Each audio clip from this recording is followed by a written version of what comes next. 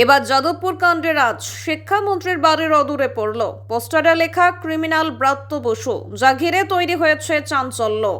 কালিন্দী ভাটিকা মার্কেটের সামনে এবং ব্রাত্য বসুর বাড়ির ঢিলছোড়া দূরত্বে রাজ্যের শিক্ষামন্ত্রী ব্রাত্য বসুর ছবি ছাপানো পোস্টার পড়েছে কালিন্দী এলাকায়।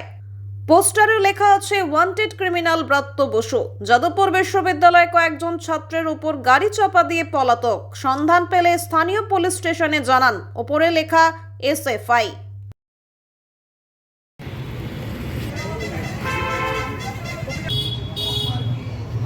জানাচ্ছি এদের নোংরামি।